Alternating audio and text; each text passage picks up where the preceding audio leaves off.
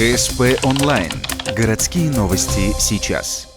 Воскресенье, 12:30, Ледовый дворец. Матч в рамках городского чемпионата. Ухтинский «Лавр» принимает гостей из Нижнего Одесса, команду «Нефтяник». За первые 8 минут хозяева льда забивают 2 шайбы. Затем за задержку шайбы хоккеист Сергей Левченко получает 2-минутное наказание на скамейке штрафников. Ухтинцы остаются в меньшинстве, но гости не успевают воспользоваться своим численным преимуществом. Одесс команда хорошая, но молодая. У нас более опытные хоккеисты, более опытные. Я думаю, что опыт побеждает. Во втором периоде картина меняется. Гости идут в нападение и успех. Шайба в воротах у «Лавра». Но фортуна изменчива. За атаку игрока одного из нефтяников отстраняют на 2 минуты.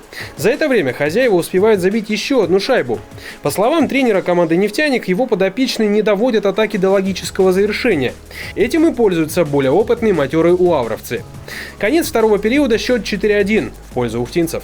Могу сказать, очень много суеты. Слишком хотят забить. Ребята молодые.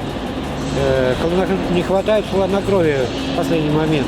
На 5-й минуте третьего периода ухтинцы забивают гол и еще больше увеличивают разрыв. Но усталость влияет на внимательность газпромовской команды. Вратарь пропускает и шайба в пользу нефтяников. Гости делают акцент на нападение, пренебрегая защитой. На последних минутах они сокращают отставание, но для дальнейшей борьбы нет ни сил, ни времени. Итоговый счет матча 8-4 в пользу ухтинцев.